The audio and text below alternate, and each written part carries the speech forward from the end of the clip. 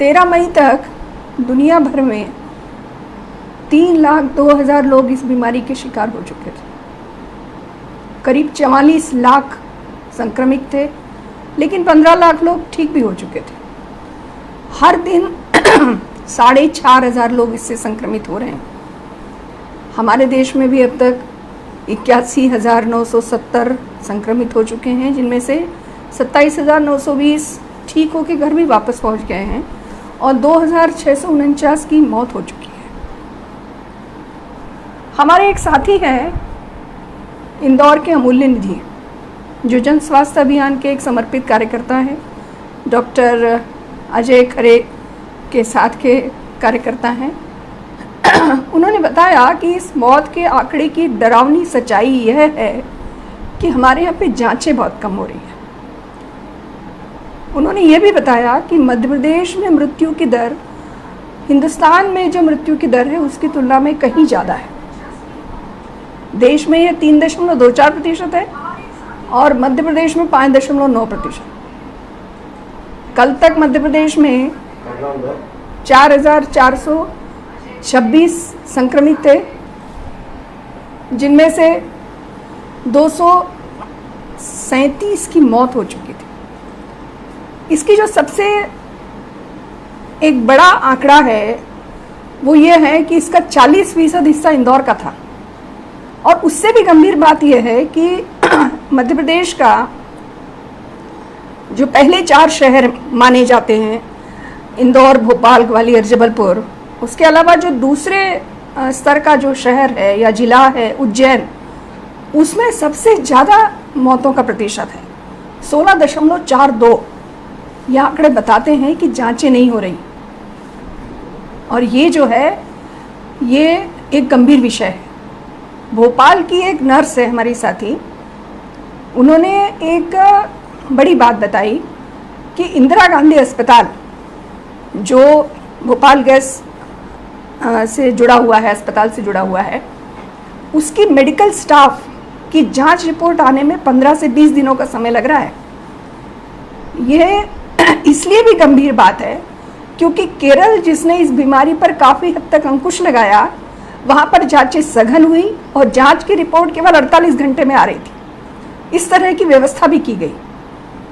हमारे जो स्वास्थ्य अभियान में लगे हुए साथी हैं, उनको इस सवाल को उठाना ही होगा। अब हम अपनी बातचीत और शुरू करते हैं।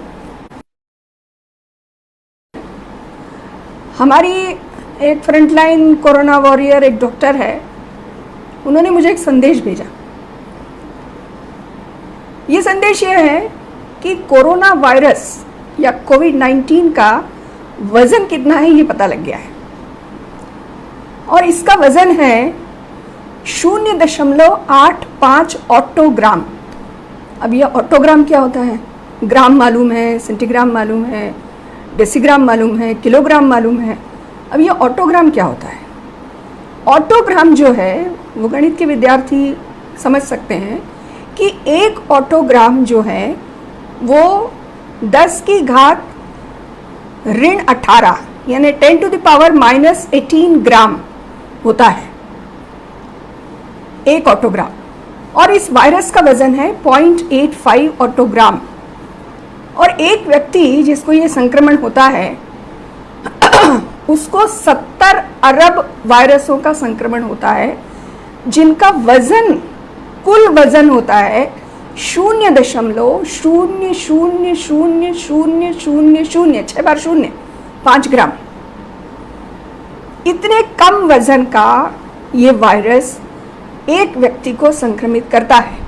यानी दुनिया भर में यदि 2 लाख लोग संक्रमित हैं तो केवल इस कोविड-19 के केवल 1 ग्राम के वायरसों ने पूरी दुनिया के होमो सेपियंस को घुटनों पे ला दिया है। मैंने यहाँ इंसान नहीं, होमो सेपियंस का शब्द का उपयोग किया है। वो इसलिए है कि होमो सेपियंस इस धरती की वह मनुष्य प्रजाति है जो धरती के बनने के दौर में सैकड़ों प्रजातियों में से, ध्यान रखिएगा, जब धरती बन रही थी तो मनुष्य की सैकड़ों नहीं हजारों प्रजातियां थीं, उनमें से होमो सेपियंस बची है और पनपी हैं। इनके बारे में अगर और जानकारी तो एक बड़े लेखक हैं युवाल नोहा हरारी, उनकी किताबें हैं सेपियंस, होमो डियस,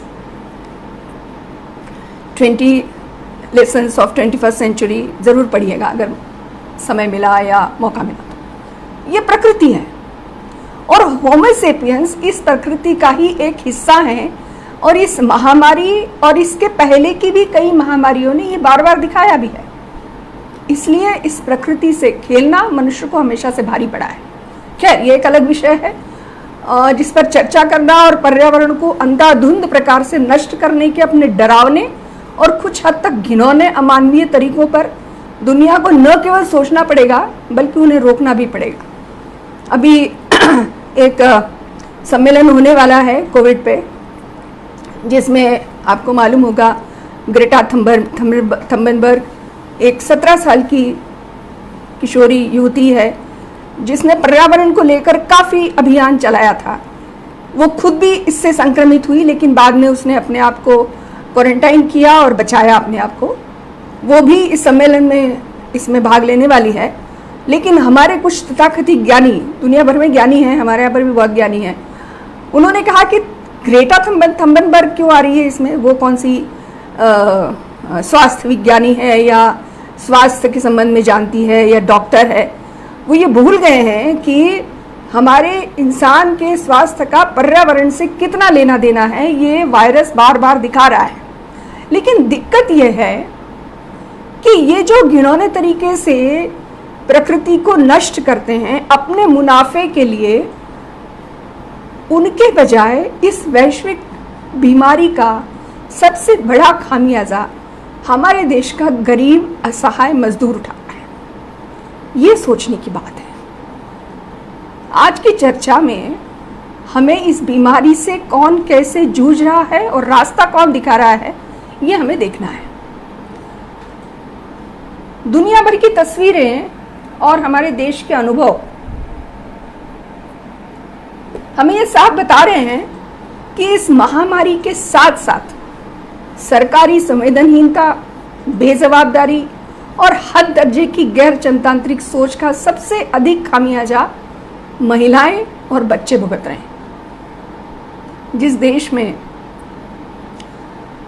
गणेशी जैसी श्रमिक महिलाएं पूरी गर्भावस्था में अपने घर के लिए पैदल हजारों किलोमीटर दूर तय करने और सड़क पर प्रसूति खुद ही करके 1 घंटे बाद फिर से चलने के लिए मजबूर हो जाती हैं, उस देश के प्रधानमंत्री किस मुंह से देश को 3 बिलियन की इकोनॉमी वाला मजबूत देश बताते हैं? शर्म करना चाहिए उन्हें। संवेदनहीनता की तो हद तब हो गई जब अपने भाषण में 20 लाख करोड़ का पैकेज देने वाले इस प्रधानमंत्री ने अपने पूरे भाषण में देश को पैदल पैदल नापने चले इन मजदूरों, महिलाओं और बच्चों तक के लिए एक शब्द भी नहीं बोला। ऊपर से उन्हें संघर्षों से मिले अधिकार छीनने के लिए भी इस मौके का फायदा उठाने से सरकार नहीं चुकी। इस 20 लाख करोड़ के पैकेज में यदि यह निर्णय होता कि देश की सारी सरकार बेहतरीन किया जाएगा, स्वास्थ्य कर्मियों और पैरामेडिकल कर्मियों की वेजेस में बढ़ोतरी की जाएगी, उन्हें आवश्यक आर्थिक और पीपीई जैसे तमाम सारी चीज़ों की सुरक्षा दी जाएगी, अपने घरों को पैदल या किसी भी संभव वाहन से वापस जाने वाले बदहवास मजदूरों की सुरक्षा की, रोजगार की सुरक्षा की के लिए कदम उठाए जाएंगे, तब तो इस पैकेज का कोई मतलब होता। लेकिन जैसे कि प्रसिद्ध अर्थशास्त्री श्री आनंद चक्रवर्ती ने इस घोषणा वाले दिन ही बता दिया कि संख्या पर मत जाइए, ये तो पुराने पैकेज को मिलाकर बताया जा रहा है। ये हालत है। ऐसे प्रधानमंत्री और ऐसी सरकार को अपने पद पे 1 मिनट भी रहने का हक नहीं होना चाहिए। खैर, आने वाले दिनों में जनता उन्हें देख लेगी। लेकिन इस पूरे घटनाक्रम की, पूरे दुनिया भर में जो ये घटनाक्रम हुआ है, जनवरी से, इस साल की शुरुआत से ही जो घटनाक्रम हुआ है, इसकी एक सिल्वर लाइनिंग है और इसकी नायिकाएं भी महिलाएं हैं, महिला प्रशासक हैं, जिन्होंने राह दिखाई है इस महामारी से जूझते, हाँफते देशों को इस त्रासदी से बाहर आने की। सबसे पहले तो मैं मध्य प्रदेश की हमारी तमाम जनवादी महिला समिति की कार्यकर्ताओं की ओर से केरल की स्वास्थ्य मंत्री हमारी प्रिय शैलजा टीचर और उनकी पूरी टीम को सलाम भेजती हूँ, जिन्होंने केरल में इस बीमारी को रोकने में एक बेहद उल्लेखनीय भूमिका निभाई है। इसके लिए कॉमरेड शैलजा को इस देश में कोई पद्म पुरस्कार नहीं देने वाला, लेकिन पूरे केरल की जनता सहित देश की महिलाओं का प्यार और सम्मान इन तमाम पुरस्कारों से कहीं बड़ा है। केरल के स्वास्थ्य मंत्री शैलजा टीचर जो विज्ञान की शिक्षिका थी, उन्होंने उसके पहले भी केरल में निपा वायरस के हमले से केरल को बचाया था। जब देश में केंद्र सरकार अमेरिकी राष्ट्रपति के लिए पलक पावड़े बिछा रही थी और मध्य प्रदेश में भाजपा कांग्रेस की सरकार को गिराने की साजिशों में और विधायकों की खरीद फरोख्त करने में जुटी थी, तभी केरल की सरकार ने अपने स्वास्थ्य मंत्री की अगुवाई में इस विकट महामारी से लड़ने के लिए वॉलंटियरों, स्वास्थ्य कर्मियों, सफाई कर्मियों की पूरी फौज खड़ी कर ली थी। देश में सबसे पहले कोरोना के मरीज वाले प्रदेश केरल में आज कोरोना संक्रमण की दर सबसे कम है और इसका कारण है इस प्रदेश की बेहतरीन स्वास्थ्य व्यवस्था, सबसे अधिक टेस्टिंग और क्विक टेस्टिंग यानी क्विक रिजल्ट, बहुत तेजी के साथ रिजल्ट देना और सोशल डिस्टेंसिंग का पालन करने में सरकार का जनता से सहयोग। और इसीलिए पूरे देश में भयानक त्रासदी की गवाही देते सड़कों पर देश के एक कोने से दूसरे कोने तक निकले प्रवासी मजदूरों में एक भी मजदूर केरल से आया हुआ नहीं दिखता। कारण प्रदेश में काम के सिलसिले में आए हुए दूसरे प्रदेशों के मजदूर प्रवासी नहीं, अतिथि मजदूर हैं। 3.5 लाख इन अतिथि मजदूरों वाले प्रदेश की सरकार ने इनका सबसे पहले ध्यान रखा है। यहाँ पर हर वार्ड में, हर ग्राम पंचायत में चल रहे कम्युनिटी किचन से नाश्ते से लेके दोपहर और रात का भोजन भी दिया जाता है।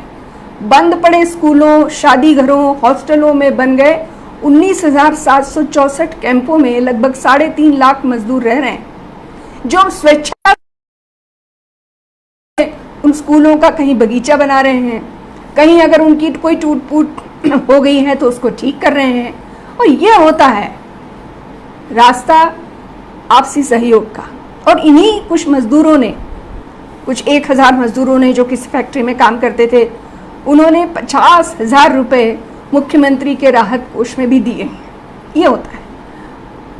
अब अगर हम अंतर्राष्ट्रीय स्तर पर बात करें तो अंतर्राष्ट्रीय स्तर पर वो देश अलग से चमक रहे हैं जहां पर तुलनात्मक रूप से कोरोना पर जल्द काबू पाया गया। और इन 7 देशों में, इन सभी देशों की एक समानता है। कुछ जानकारियों को मैंने हमारी जो महाराष्ट्र की लीडर हैं जनवादी महिला समिति की किरण मोघे, उन्होंने एक बहुत अच्छा आर्टिकल लिखा है मराठी में, उससे मैंने कुछ जानकारियां ली हैं। उसके लिए मैं किरण जी को धन्यवाद देती हूँ। तो ये जो देश हैं इसकी प्रमुख महिलाएं हैं, ये है इनकी समानता। जर्मनी की चांसलर एंजेला मार्केल, जो खुद भौतिक विज्ञानी रही हैं, कोरोना से देश को लड़ने के लिए इन्होंने बहुत पहले से तैयार कर लिया और शुरू से ही बता दिया कि ये कोई छोटा मोटा वायरस नहीं है। जैसे अमेरिका के ट्रंप ने और ब्राजील के राष्ट्रपति ने बड़ी गर्व के साथ लोगों के बीच में जाकर ये कहा कि मैं क्या कर सकता हूँ, मैं सब कुछ कर सकता हूँ, और आज देख रहे हैं हम कि अमेरिका में क्या हो रहा है। एंजेला मार्केल ने ये नहीं किया। उन्होंने साफ तौर पर बता दिया कि ये वायरस बहुत खतरनाक वायरस है, इससे लड़ना पड़ेगा और लड़ने के लिए जो है इंसान इसके आगे बहुत छोटा है, ये भी बता दिया इन्होंने। और इसीलिए सबसे ज़्यादा कोविड-19 की जांचें इसी देश में हुई और इसी कारण संक्रमण बहुत ज़्यादा होने के बावजूद जो डेथ रेट है यानी जो मृत्यु दर है वो बहुत कम है, केवल 1.6% है। जर्मनी की जो सार्वजनिक स्वास्थ्य सेवाएं हैं उन्होंने ये काम करके दिखाया। आप एक बात देखिए, जब मैं ये बता रही हूँ तो कुछ कुछ चीज़ें और समान हैं इन देशों में। एक और देश है चीन से जुड़ा हुआ ताइवान, छोटा सा देश है, और इस देश की राष्ट्रपति है साई इंग वेन। इन्होंने भी जैसे ही पता लगा कि पड़ोसी बहुत विशालकाय देश चीन में इस महामारी ने तूफान मचाया हुआ है, उन्होंने तुरंत अपने देश में तरीके अपनाने शुरू कर दिए। क्या तरीके थे और कितने तरीके थे? 124 तरीके। और वो तरीके अपनाते हुए उन्होंने न केवल इस महामारी को उन्होंने काबू में किया, एक तरफ चीन में जहां 80,000 के आसपास मरीज हैं, इस छोटे से देश में केवल 400 के आसपास, और मौतें कितनी हुई हैं? 6। कुछ हो सकता है कि आंकड़ा थोड़ा सा बढ़ गया हो, लेकिन बहुत कम है। और ये छोटा सा देश उस भीमकाय अमेरिका को, उस महान अमेरिका को 1 करोड़ मास्क का निर्यात भी कर रहा है। एक और देश है न्यूजीलैंड का। आपको याद होगा न्यूजीलैंड में जब मस्जिद में बम विस्फोट हुआ था, तो न्यूजीलैंड की जो प्रधानमंत्री है जेसिंडा आर्डन, उन्होंने धार्मिक उन्माद की बलि न जाते हुए जिस तरीके से अपने देश के अल्पसंख्यकों के साथ जाकर और सांप्रदायिकता के खिलाफ जो स्टैंड लिया था, उसके लिए वो बहुत प्रसिद्ध हुई थी। और एक बार फिर से उन्होंने अपना काम किया कि अपने देश को जिस तरीके से सबसे कठोर लॉकडाउन था, लेकिन सबसे मानवीय लॉकडाउन था, जब वो आज भी कभी बैठक लेती हैं, ऑनलाइन बैठक जब लेती हैं, तो उनके टेबल पे खिलौने बिखरे रहते हैं, और ये खिलौने उनके बच्चे के होते हैं, छोटा बच्चा है उनका। तो ये जो वो निर्णय लेती हैं, जो कठोरतम निर्णय लेने के साथ साथ जिस तरह की बैठक करती हैं, उनके अंदर की ये जो मानवीय प्रशासक की छवि है, ये खिलौने सामने लाते हैं। इस तमाम सारे स्टेप्स के बावजूद उन्होंने अपने देश की जनता को भुखमरी के कगार पे नहीं पहुंचाया, बेरोजगारी की कगार पे नहीं पहुंचाया। एक और महिला प्रधानमंत्री है, छोटा सा देश है आइसलैंड, उसकी लेफ्ट ग्रीन या पर्यावरणवादी पार्टी की नेता है कैटरीन जेकब्सडॉटर। उन्होंने लॉकडाउन नहीं किया, छोटा देश है, लॉकडाउन नहीं किया, लेकिन जो वैज्ञानिकों ने कहा था, जो WHO ने कहा था, उन निर्देशों का पूरा पालन किया, सोशल डिस्टेंसिंग अपनाया और सबसे अधिक जांच की। क्योंकि आपको याद होगा कि WHO ने सबसे पहले ही ये बताया था कि इससे उबरने का एकमात्र रास्ता है टेस्ट, टेस्ट एंड टेस्ट। यही हमारे देश में नहीं हो रहा है, और यही काम आइसलैंड की राष्ट्रपति ने किया, और इस देश में जो कोरोना का कर्व को फ्लैट करने में, बहुत जल्दी फ्लैट करने में उन्होंने सफलता हासिल की। एक और देश है फिनलैंड। फिनलैंड की राष्ट्रपति है सना मारिन, जो दुनिया की शायद सबसे छोटी राष्ट्र प्रमुख हैं, 34 साल की हैं केवल। उन्होंने लॉकडाउन तो किया लेकिन डे केयर सेंटर चालू रखे, और वो डे केयर सेंटर इसलिए चालू रखे, ये यूके में भी हुआ था, क्योंकि जो स्वास्थ्यकर्मी महिलाएं हैं, उनके बच्चों को कौन संभालेगा, इसलिए छोटे बच्चों के स्कूल और डे केयर सेंटर चालू रहे थे। फिनलैंड में भी उन्होंने चालू रखा, लेकिन जो एक और उन्होंने काम किया वो ये किया कि वहाँ की शिक्षा मंत्री के साथ मिलके बच्चों के साथ लाइव मीटिंग की। ये शायद दुनिया में कहीं नहीं हुआ होगा। हम लोगों ने शायद ये महामारी पहली बार देखी, शायद क्या देखी नहीं, ये महामारी हमारी पीढ़ी ने पहली बार देखी, हमारे से पहले वाली पीढ़ी ने भी पहली बार देखी, क्योंकि उसके पहले तो 1918 में जो ब्यूबोनिक प्लेग फैला था, या उसके पहले जो स्पेनिश फ्लू फैला था, तो अब वो पीढ़ी नहीं है, तो हमसे पहले वाली पीढ़ी ने भी नहीं देखी, हमने भी नहीं देखी। लेकिन इन बच्चों के ऊपर क्या असर होगा, उनकी पूरी जिंदगी पड़ी है, उनके ऊपर कोई मानसिक तनाव न हो, उनको उनका भविष्य अंधकार में न लगे, ये सारी चीज़ें ध्यान में रखते हुए उन्होंने शिक्षा मंत्री के साथ लाइव मीटिंग की, और ये पहली मीटिंग थी जो महिला राष्ट्रपति ने की। हम ये देखते हैं कि इन सभी, हमारी शैलजा टीचर से लेके सेना मारीन तक की तमाम सारी जो महिला प्रशासक रही हैं, उनके केंद्र में महिलाएं और बच्चे रहे। ये एक विशेष बात हमें ध्यान में रखने की है। अब रास्ता क्या अपनाया उन्होंने? निश्चित रूप से पूंजीवादी रास्ता तो नहीं था। अगर पूंजीवादी रास्ता होता तो पूंजीवाद का स्वर्ग और सबसे घमंडी देश अमेरिका आज कोरोना के सबसे अधिक मरीज और शिकारों वाला देश नहीं होता।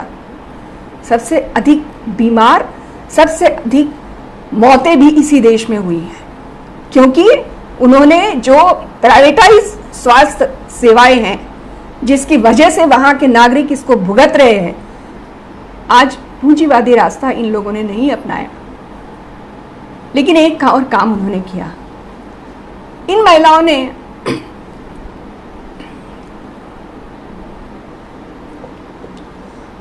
आज दुनिया भर की उन महिलाओं में आत्मविश्वास भी भरा है जो हमेशा से इस पितृसत्तात्मक समाज में हाशिए पर रही है।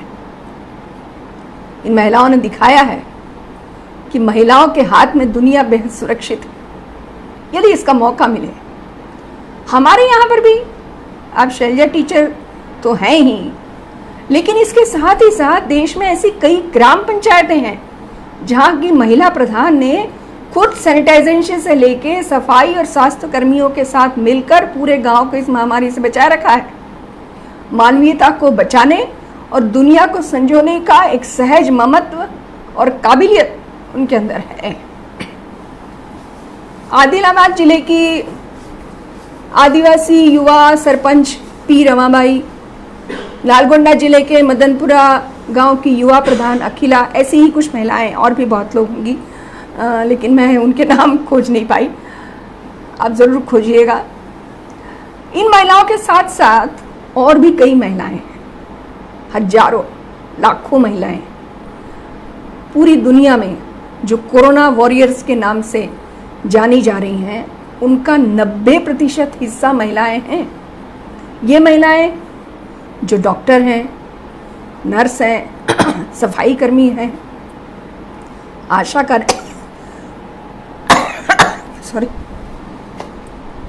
कार्यकर्ता हैं, आंगनवाड़ी कार्यकर्ता हैं। ये सब दोहरा काम करने के साथ साथ, वैसे भी इनको दोहरा काम करना ही पड़ता है, लेकिन अब चूंकि वो कोरोना के संक्रमण से लड़ रही है अपने कार्य क्षेत्र में, इसलिए उनसे घरेलू हिंसा का भी शिकार हो रही है। कई बार उनसे ये कहा जाता है कि अब आप वहीं रहिए जहां आप काम कर रही हैं। ये हालत इन महिलाओं की है।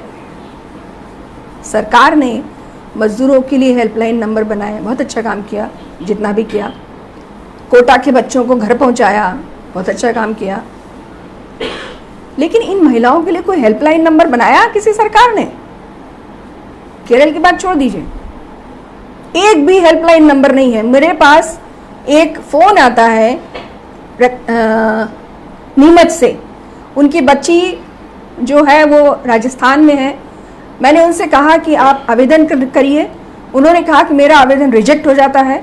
मेरी बच्ची को मेरा जो दामाद है, एक महिला का फ़ोन आता है जिसका दामाद देवास में है, वो मार डालेगा।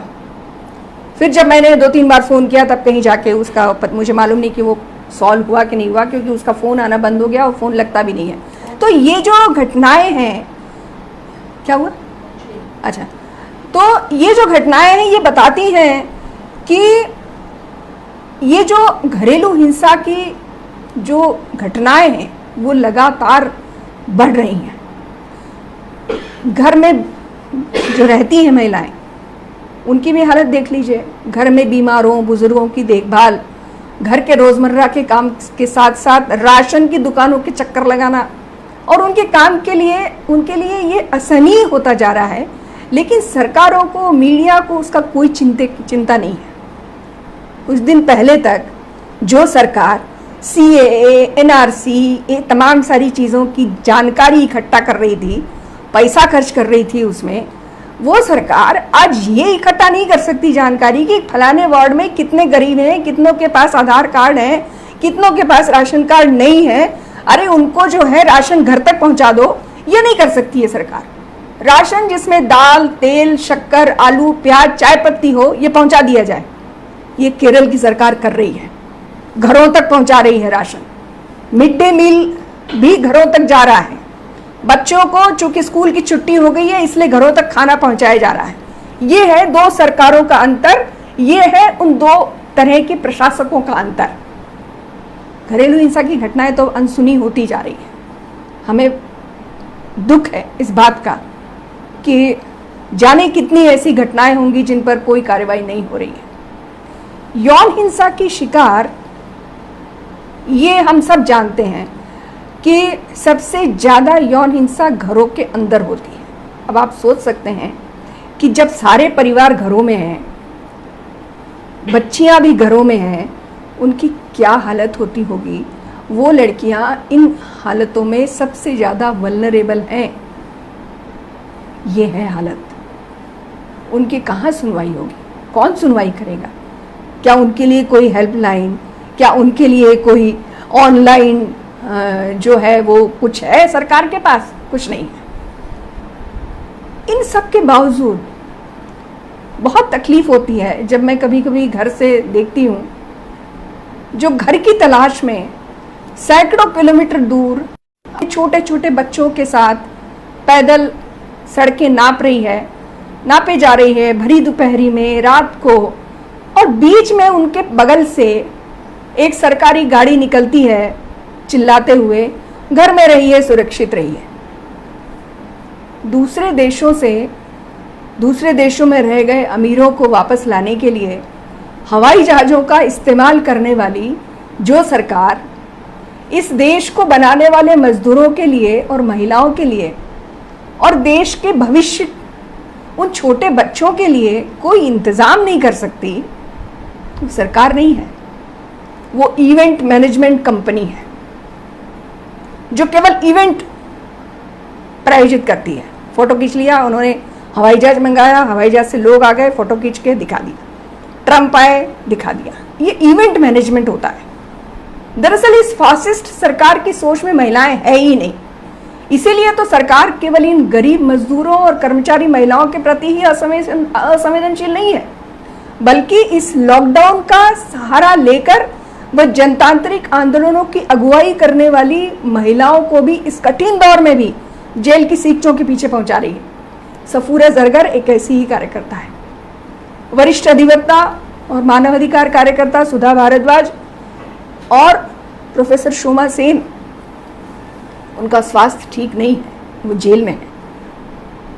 हम लोग आवेदन कर रहे हैं कि इस दौर में जब तमाम सारे हजारों कैदियों को छोड़ा जा रहा है मानवीय आधारों पर, लेकिन इन लोगों को नहीं छोड़ा जा रहा है। न केवल महिलाओं के प्रति, ये जितने भी मानवाधिकार कार्यकर्ता, इनके प्रति फासिस्ट सरकार का सोच बिल्कुल अमानवीय, गैर जनतांत्रिक है और इसके खिलाफ हमको ये जो चीजें ये सरकार कर रही है, हमें उसको याद रखना पड़ेगा। हाँ, एक बात और कि इन कोरोना वॉरियर्स की तरह एक और तरह की महिलाएं हैं जो कोरोना वॉरियर्स जैसे किसी सरकारी तंत्र का हिस्सा नहीं है, बल्कि वे सामाजिक कार्यकर्ता हैं जो अपनी चिंता, अपनी परवाह किए बगैर राहत का काम कर रहे हैं। पहले उन्होंने अपने केंद्रों से काम किया, किचन चलाया, राशन बांटा, मास्क बांटे, दूध बांटा, लेकिन जब देखा कि भोपाल, चूँकि मैं भोपाल में रहती हूँ इसलिए भोपाल का मुझे मालूम है, आप बताइएगा कि अगर और भी कहीं ऐसा हुआ हो। जब भोपाल की सड़कों पर देखा कि पूरे देश के मजदूर चले आ रहे हैं, तो वे चौराहों पर पहुंच गए अपना पूरा साजो सामान लेकर उनको बांटने के लिए। इन कार्यकर्ताओं में युवा महिलाएं बहुत बड़ी संख्या में। जनवादी महिला समिति तो मध्य प्रदेश में अपनी ताकत भर भोपाल, ग्वालियर, जबलपुर, मुरैना, सीहोर में किचन चलाने, राशन देने, मास्क बांटने, बच्चों को दूध बांटने, सैनिटाइज़र बांटने का काम तमाम सारे लोगों के सहयोग से कर रही है। लेकिन भोपाल में मैंने देखा कि एका, बीजीवीएस, संगनी जैसे संगठन जिनका नेतृत्व महिलाओं के हाथों में है, बेहतरीन तरीके से काम कर रहे हैं। इसके अलावा भी कई संगठन हैं, उनका नाम मैं नहीं ले पा रही हूँ। बहुत सारे संगठन हैं जो अपनी सीमित क्षमताओं के बावजूद कोरोना के खिलाफ इस लड़ाई में भारत के बंदों के साथ खड़े हैं। इस सरकारी जो वंदे भारत, क्या नाम है मैं भूल गई हूँ, जो स्लोगन मैंने कहा ना, ये इवेंट मैनेजमेंट कंपनी है ये सरकार, लेकिन जो बंदे चल रहे हैं वो नहीं दिख रहे हैं उसको। इस लड़ाई में ये युवा महिलाएं उन भारत के बंदों के साथ खड़ी हैं, अपने अपने साथियों के साथ सरकार को एक्सपोज करते हुए। लड़ाई तो लंबी चलेगी साथियों। भारत जैसे देश में जिसका जनतांत्रिक और मजदूर आंदोलनों के साथ साथ महिला आंदोलनों का भी एक बड़ा और बेहतरीन इतिहास रहा है, और जिसे महात्मा गांधी, बाबा साहेब अम्बेडकर, भगत सिंह जैसे नेताओं ने संवारा है, वहाँ की ये महिलाएं, ये मजदूर जो चले जा रहे हैं एक अंधेरे रास्ते पर, उन्हें नहीं मालूम कि आगे आने वाले दिनों में उनका क्या होने वाला है। उनका रोजगार बचेगा नहीं बचेगा, जब वो गांव पहुंचेंगे वहां पर उनके साथ कैसा व्यवहार होगा, उन्हें नहीं मालूम। कई बार तो बीच रास्ते में ही मौत आके उनको दबोच कर ले जाती है। लेकिन मुझे उम्मीद है कि ये तमाम मजदूर जब अपने घर पहुंचेंगे, जब हालात सामान्य होंगे, तो अपने अपमान को याद रखेंगे। लेकिन इसके पहले शर्त क्या होगी? इसकी पहली शर्त ये होगी कि सामान्य परिस्थिति आने पर ये वापस हिंदू मुसलमान करने वाले और उनके मजदूरों के, महिलाओं के, बच्चों के मुद्दों को गायब कर देने वाले मीडिया के चंगुल से बचकर रहें।